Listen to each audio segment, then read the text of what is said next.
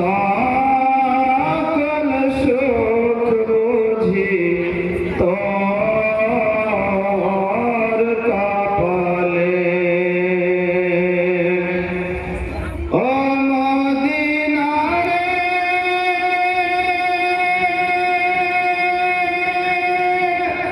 তোর বুকে আমার নবী যার লাগি পাগল সবে, যার তারে হইল সৃষ্টি ত্রিভুবন।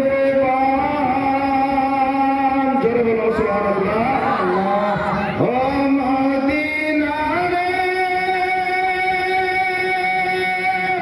তোর বুকে আমার নবী যার লাগি পাগল সবে, যার তারে হইল সৃষ্টি ত্রিভুবন।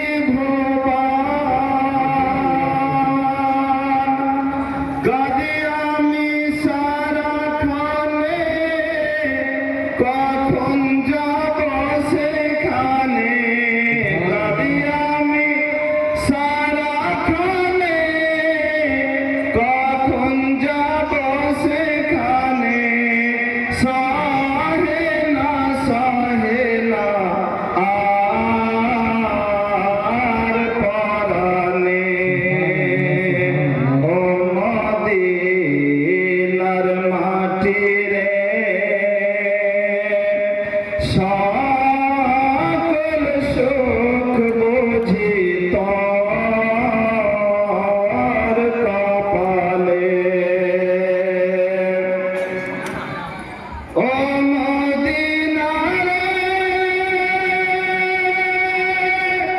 পাখি যদি হতাম আমি, উড়ে উড়ে যেতাম আমি।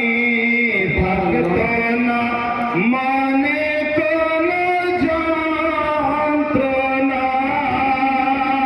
জোরে বলুন সুবহানাল্লাহ। দেহে নাই পাখায় আমার, সাথে নাই টাকায় আমার। কেমনে কেমনে যাব সেখানে। ও মদিনার মাটি রে সকল সুখ বুঝি তোর কপালে। আল্লাহুম্মা সাল্লি আলা সাইয়্যিদিনা মাওলানা মুহাম্মদ ওয়া আলা আলি সাইয়্যিদিনা মাওলানা মুহাম্মদ। সাল্লি আলা মুহাম্মাদিন, সাল্লি আলা মুহাম্মদ। হরদম সলাত সরে কালো পাকরানে মুহাম্মদ। হরদম সলাত সরে কালো শাফিয়ানা মুহাম্মদ সাল্লাল্লাহু তাআলা আলাইহি ওয়াসাল্লাম। عن أبي قتادة رضي الله تعالى عنه قال سئل النبي صلى الله تعالى عليه وسلم عن صوم يوم الاثنين قال ذلك يوم فيه ولدت وذلك يوم أنزل علي القرآن وذلك يوم بعثت فيه। الحمد لله।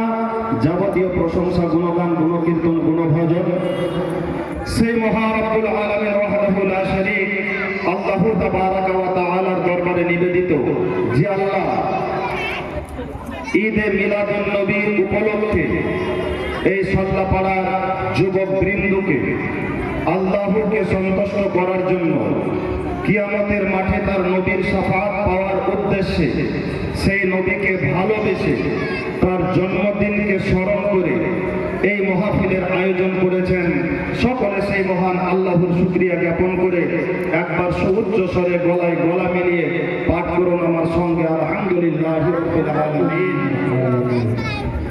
সমগ্র প্রকারের প্রশংসা, গুণগান, গুণকীর্তন, গুণভজন সেই মহা রব্বুল আলামিন ওয়াহদাহু লা শারীক আল্লাহু তাবারাকা ওয়া তাআলার দরবারে নিবেদিত, যে আল্লাহ সারা পৃথিবীর মানব সম্প্রদায়কে সঠিক পথ দেখানোর জন্য 570 খ্রিস্টাব্দে পৃথিবীর সর্ববিখ্যাত বংশ কুরাইশ বংশের হাশেমি গোত্রে আব্দুল্লাহ কলেজার টুকরোকে মা আমিনার গর্ভ হতে এই পৃথিবীর মধ্যে পাঠিয়েছেন। বলুন আলহামদুলিল্লাহ।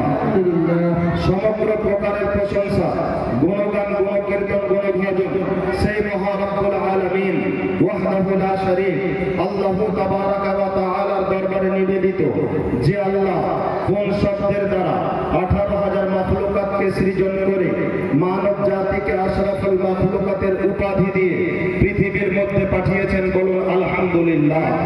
সমগ্র প্রকারের প্রশংসা, গুণগান, গুণকীর্তন, গুণভজন সেই মহা রব্বুল আলামিন ওয়াহদাহু লা শারীক আল্লাহু তাবারাকা ওয়া তাআলার দরবারে নিবেদিত, যে আল্লাহ 18,000 তার সৃষ্টি জগতের মধ্যে হতে আমারও আপনার মতো তার নগণ্য বান্দাদেরকে তার শ্রেষ্ঠ নবী জনাবে মুহাম্মদুর রাসূলুল্লাহ সাল্লাল্লাহু আলাইহি ওয়াসাল্লামের উম্মত হওয়ার সৌভাগ্য দান করেছেন।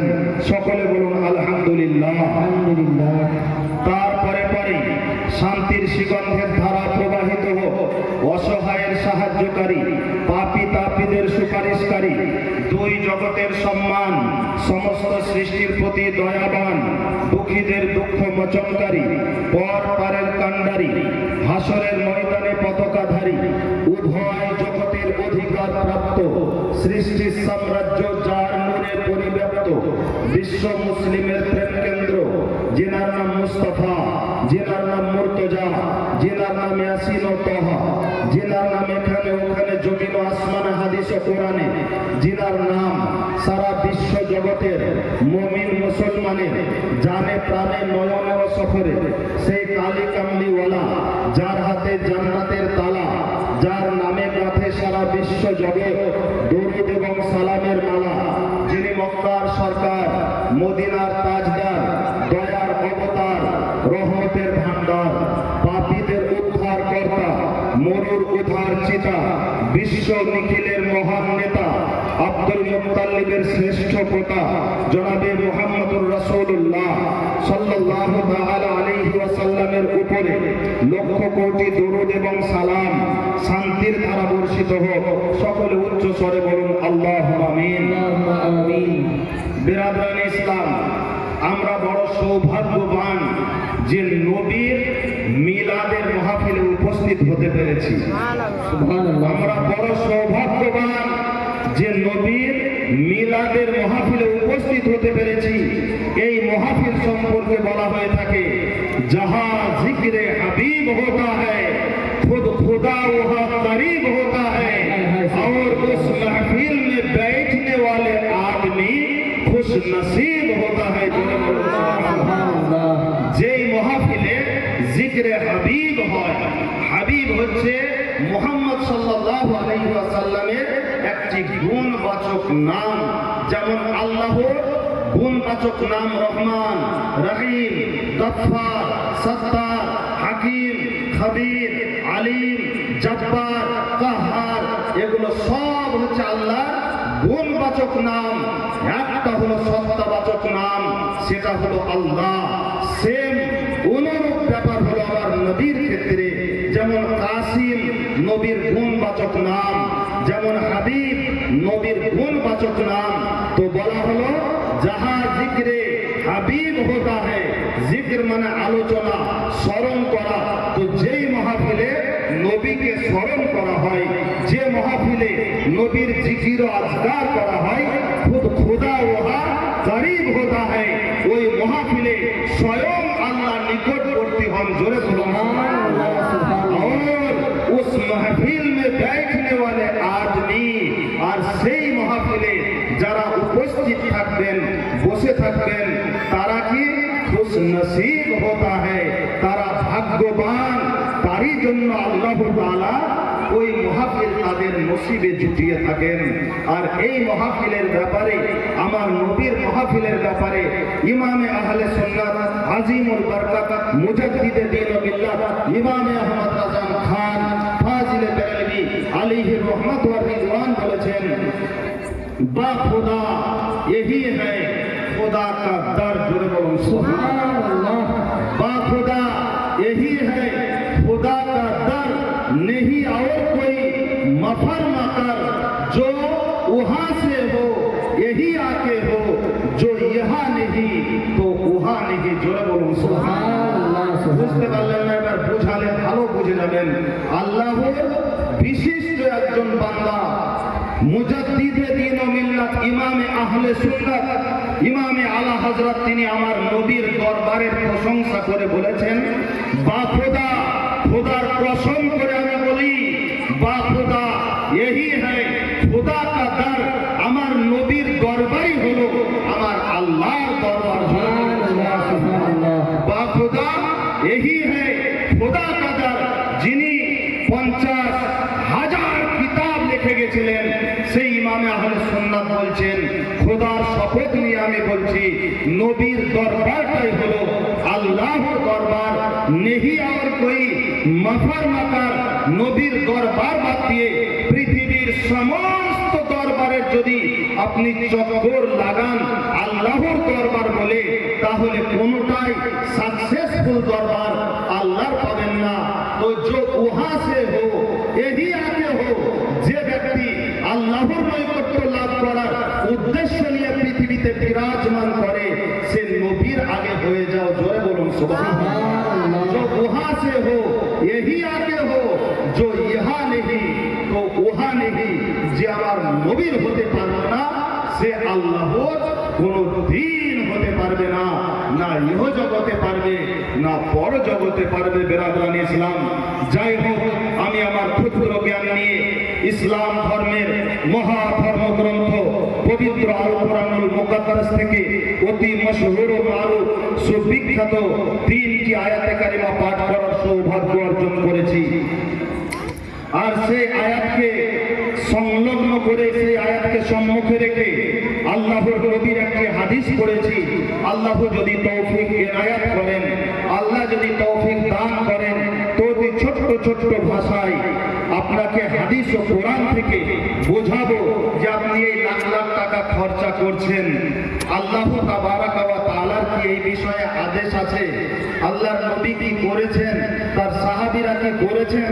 এই যে আমরা করি জশ্নে ঈদে মিলাদুন নবী, এর পেছনে শরীয়তের দলিল কি আছে, হাদিস ও কোরআনের প্রমাণ কি আছে? তার কারণ এই বিষয় নিয়ে হাজারো সমালোচনা হয়। তো বিরাদরান ইসলাম, আল্লাহর নবী সাল্লাল্লাহু আলাইহি ওয়াসাল্লাম শেষ বিদায় হজের সময় আরাফাতের ময়দানে দাঁড়িয়ে লক্ষাধিক সাহাবীর সম্মুখে উঁচু একটি স্থানে দাঁড়িয়ে বলেছিলেন, সাহাবায়ে কেরামরা যখন আমার নবীকে বলেন, ইয়া রাসূলুল্লাহ, ইয়া হাবিবাল্লাহ, যদি আপনি আমাদের কাছ থেকে পর্দা করে নেন, যদি আপনি আমাদের কাছ থেকে বিদায় নিয়ে নেন, আমরা কাকে ফলো করে চলবো, কাকে দেখে চলবো? আমার নবী বলেছিলেন, তারাক্তু ফিকুম আমরাইনি লান তাদিল্লু মা তামাসসাকতুম বিহিমা। হে আমার সাহাবীরা শোনো, তোমাদের মাঝে দুটি বিষয় আমি ছেড়ে যাচ্ছি, লান তাদিল্লু, কখনোই পথভ্রষ্ট হবে না, ইন তামাসসাকু বিহিমা, যদি তোমরা ওই দুটি বিষয়কে, ওই দুটি জিনিসকে মজবুত ভাবে ধরে তার উপরে আমল করতে পারো, কোন শয়তান তোমাদের ঈমানকে গ্রাস করতে পারবে না, কোন শয়তান তোমাদের ঈমানকে কেড়ে নিতে পারবে না।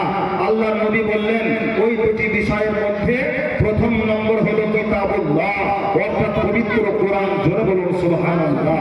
কিতাবুল্লাহ, পবিত্র কোরআন।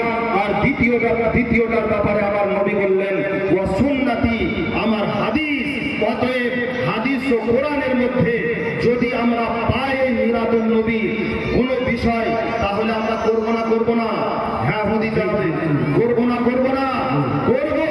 আল্লাহ তাবারাক ওয়া তাআলা সূরা ইউনূসে একটি আয়াত বর্ণনা করেন, সূরা দোহার একটি আয়াত আপনাদের সম্মুখে পাঠ করি আর সূরা আলে ইমরানের 81 নম্বর আয়াত পাঠ করেছি। কারো যদি সন্দেহ হয়, চ্যালেঞ্জ করা থাকলো আমার, আপনারা দেখে আমি দৈনন্দিন আমার যতদূর পর্যন্ত আওয়াজ যাচ্ছে প্রত্যেক বান্দাদের কাছে আমি মেসেজ দিচ্ছি। মিলাদুন নবীর প্রমাণ যদি কাউকে নিতে হয়, হাদিস ও কোরআন থেকে ভরতপুর সরজমিনে ভরতপুর সিনিয়র মাদ্রাসায় দৈনন্দিন আমার আগমন হয়, সেখানে আপনারা আসবেন ইনশাআল্লাহুল আজিজ। হাদিস ও কোরআন থেকে আপনাদেরকে আমি প্রমাণ দিয়ে দেব ঈদে মিলাদুন নবী মানানো যাবে না শরীয়ত অনুযায়ী এর বৈধতা আছে না নাই, আর এটা করলে আমাদের উপকারিতা কি। বেরাদার ভাইদের উদ্দেশ্যে আমি বলবো, যারা বিক্ষিপ্ত আকারে ছড়িয়ে ছিটিয়ে আছেন, অনুগ্রহ পূর্বক এই জায়গায় বসে পড়েন।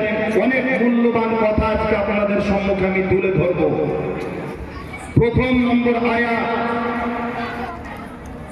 আল্লাহ তাবারাক ওয়া তাআলা সূরা ইউনূসে বললেন, কুল বিফাজলিল্লাহি ওয়া বিরহমাতিহি ফাবিযালিকা ফালিয়াফরাহু হুয়া খায়রুম মিম্মা ইয়াজমাউন।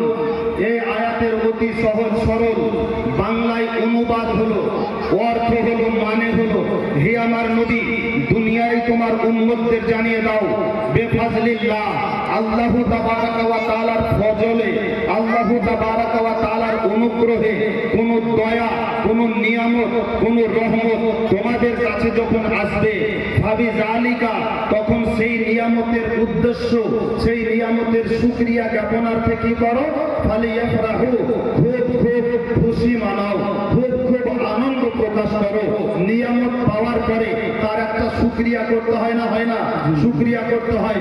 দৈনন্দিন বিষয়ের ক্ষেত্রে আপনাকে বলি, আপনি কোনো কেসে ফেসে গেছেন, কোনো কেসে ফেসে যাওয়ার কারণে আপনাকে হাইকোর্ট বা সুপ্রিম কোর্টে যেতে হয়েছে, কোনো উকিল আপনার কাছে 1 টাকাও অর্থ না নিয়ে আপনাকে জামিন করে যখন দিয়ে দেয়, ছাড়িয়ে দেয়, তখন আপনি তার শুকরিয়া জ্ঞাপন করেন না, করেন না?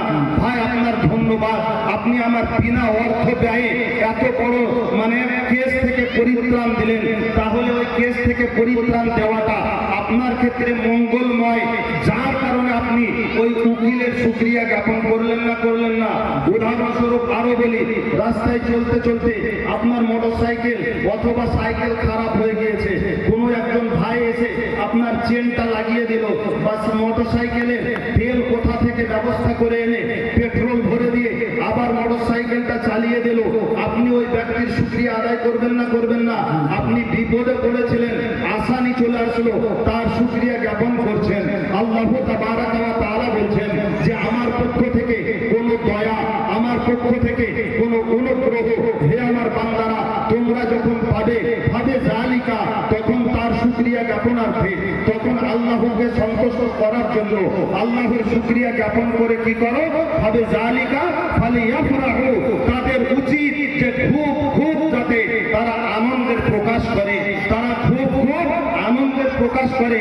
আর সেটা কিভাবে, হুয়া খায়রুম মিম্মা ইয়াজমাউন, আর সেটা তাদের একত্রিত ভাবে যদি করে, সেটাই হলো তাদের কম। জোরে বলবো সুবহানাল্লাহ। ইয়াজমাউন, জামা, ইয়াজমাউ মানে একত্রিত হওয়া, ইয়াজমাউন বহু বচনের সেটা ব্যবহার করা হয়েছে। একজনের উপস্থিতিকে জামাত বলা হয় না, হয়? একজনের উপস্থিতিকে জামাত বলা হয় না, একের অধিক সংখ্যক লোক যখন একত্রিত হয় তখন সেটার উপরে জামাতের হুকুম হয়। মসজিদে যদি কোনো একজন মুসল্লি উপস্থিত হয়, সে কিন্তু জামাত করে নামাজ পড়তে পারবে না, পারবে? পারবে না। দুজন যদি উপস্থিত হয়, জামাত হবে, একজন ইমাম, একজন মুক্তাদি। বিরাদরান ইসলাম, এ হলো একটি আয়াতের অতি সহজ সরল বাংলায় অনুবাদ। দ্বিতীয় আয়াত সূরা দোহার শেষ আয়াত, ওয়া আম্মা বিনি'মাতি রাব্বিকা ফাহাদ্দিস। এই আয়াতের বাংলায় অনুবাদ সেম একই ধরনের। আমার আল্লাহ বলছেন, ওয়া আম্মা বিনি'মাতি রাব্বিকা, যখন তোমার প্রতিপালকের পক্ষ থেকে কোন নিয়ামত তোমরা পাবে, তখন কি করো, ফাহাদ্দিস, খুব খুব সেটার চর্চা করো, খুব খুব সেটা পারস্পরিক আলোচনা করো। তো নবীর মিলাদে কি হয়, জুলুস বের হয়। নবীর মিলাদে নারায়ে তাকবীরের ধ্বনি দেওয়া হয়। নারায়ে তাকবীর মানে আপনার উত্তর দেন আল্লাহু আকবার, আল্লাহর বড়ত্ব বয়ান করেন। আল্লাহ ছাড়া পৃথিবীতে সব কেউ বড় নাই, আছে? আল্লাহর চাইতে বড় কেউ আছে? তাহলে আল্লাহর বড়ত্ব যদি মানে অবৈধ হতো, আজানের জন্য আল্লাহু আকবার আল্লাহু আকবার বলা বৈধ হতো না। বিরাদরান ইসলাম, আজানে গিয়েও আল্লাহু আকবার বলছেন, আল্লাহ সব চাইতে বড়। নারায়ে তাকবীর যখন বলছেন, সবাই বলছে আল্লাহু আকবার, আল্লাহ সব চাইতে বড়। তারপরে বলছেন নারায়ে রিসালাত, নবীর রিসালাতের অঙ্গীকার দিচ্ছেন, সবাই বলছে ইয়া রাসূলুল্লাহ, আমাদের নবী হলো আল্লাহর রাসূল। জোরে বলুন সুবহানাল্লাহ। এটাই তো জুলুসে হয়, এছাড়া তো অন্য কিছু হয় না। আর কি হয়? আমার নবীর শানে নাত পড়া হয়, যেটা আমার নবী মদিনায় আগমন করার সময় মদিনাবাসী পাঠ করেছিল। তলা আল বাদরু আলাইনা মিন সানিয়াতিল ওয়াদাই ওয়াজাবা শুকরু আলাইনা মা দাআ লিল্লাহি দাই। জোরে বলুন সুবহানাল্লাহ। তাদের নাম পড়ে গিয়েছিল আনসার, সাহায্যকারী সাহাবী ছিল তারা, মুহাজির সাহাবীদের সাহায্য করেছিল। বিরাদরান ইসলাম, তো আল্লাহ তাবারাকা ওয়া তাআলা পবিত্র কোরআনে আমাদেরকে এগুলো করার আদেশ দিয়েছে।